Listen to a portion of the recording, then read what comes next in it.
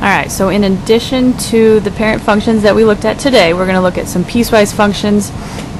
All these are a collection of different functions that we're going to graph over specific intervals. So it's going to look like this. It's going to have a little bracket, and we're going to go through, and the easiest way to do it is to just graph your functions separately, and then you can always go through and erase based on the intervals that you have. So if we look at the first one, negative x plus 3, well, that's linear, so it's going to make a line.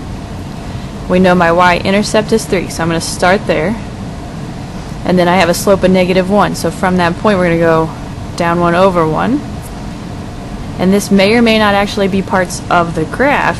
It just depends on what the interval is. So we're only concerned about this line when x is greater than or equal to 0. So I know that I'm going to start at 0, and I'm going to go ahead and connect those dots. Because it's any number greater than, I can put an arrow at the end.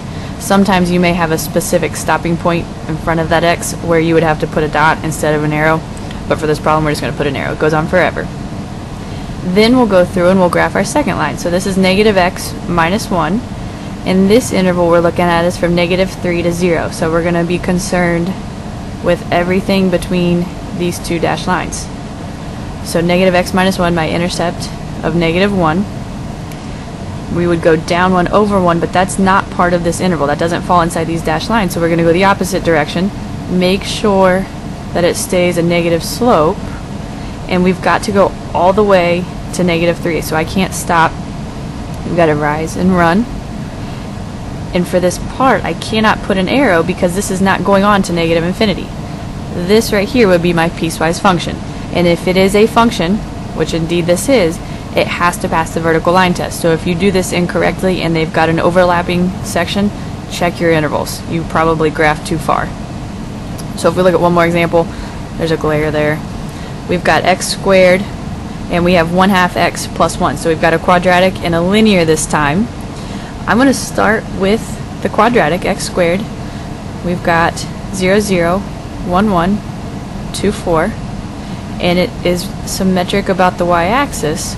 So if I connected those, there would be my parabola, but because it is a piecewise, we only want a piece of that full graph. We want the values where x is less than or equal to 0. So I'm going to go ahead and erase these.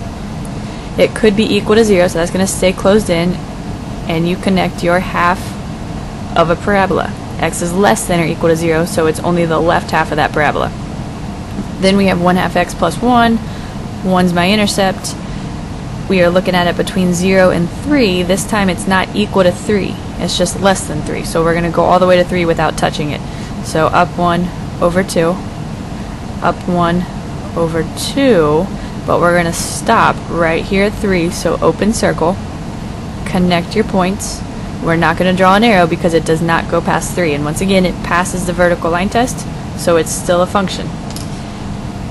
And you can, for piecewise functions, you can have as many of these chunks or pieces that you want, graph them the exact same way. And if it helps, use the dashed line. So for this problem, I could have said, well, x squared, x is less than 0. So I'm going to draw a dashed line at 0 and put a little arrow just reminding me that I'm only concerned with the left side of that half of that graph.